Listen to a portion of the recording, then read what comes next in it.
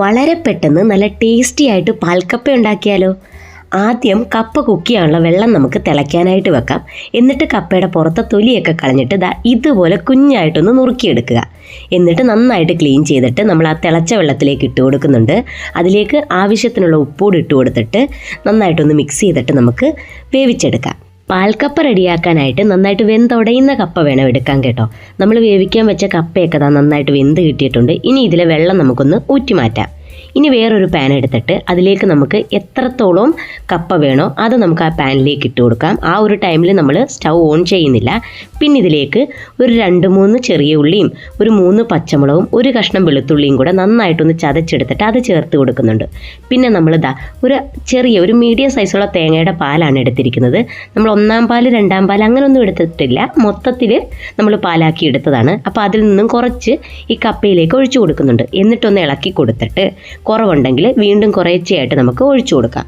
എന്നിട്ട് മൊത്തത്തിൽ നമ്മൾ ഈ ഒരു ടൈം തന്നെ ഒഴിച്ചു കൊടുക്കരുത്, കുറച്ച് പാല് നമ്മൾ മാറ്റി വെക്കണം. ഇനി നമുക്ക് സ്റ്റൗ ഓൺ ചെയ്യാം. എന്നിട്ട് കവർ ചെയ്ത് കുക്ക് ചെയ്യാം.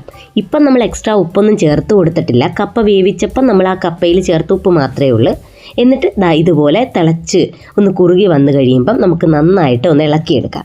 എന്നിട്ട് ഇതിലേക്ക് ആവശ്യത്തിനുള്ള ഉപ്പൂടെ ചേർത്തിട്ട് നമ്മൾ ബാക്കി വെച്ചിട്ടുള്ള ആ തേങ്ങാപ്പാലും കൂടെ, ഒരുപാട് തിക്കാണെങ്കിൽ ആ തേങ്ങാപ്പാലും കൂടെ ചേർത്ത് കൊടുത്തിട്ട് നന്നായിട്ടൊന്ന് മിക്സ് ചെയ്തെടുക്കാം. അപ്പോൾ അത്യാവശ്യം നമുക്ക് വേണ്ട രീതിയിൽ തന്നെ ലൂസായിട്ട് കിട്ടും കേട്ടോ. അപ്പോൾ നമുക്ക് കപ്പ ആയതുകൊണ്ട് തന്നെ നന്നായിട്ട് കുറുകി തന്നെ കിട്ടുവേ. ഇനി ഇതിനകത്ത് കുറച്ചും കൂടി നന്നായിട്ട് ഉടഞ്ഞ് കിട്ടണമെങ്കിൽ നിങ്ങൾക്ക് നന്നായിട്ട് ഉടച്ചെടുക്കാം കേട്ടോ. പിന്നെ നമ്മൾ വറ താളിക്കുന്നുണ്ട്. നമ്മുടെ ചെറിയ ഉള്ളിയും വെളുത്തുള്ളിയും വറ്റൽമുളകും കടുകും എണ്ണയിൽ വറ താളിച്ച് കറിവേപ്പിലയൊക്കെ ആയിട്ട് അതിലേക്ക് ചേർത്ത് കൊടുക്കുന്നുണ്ട്.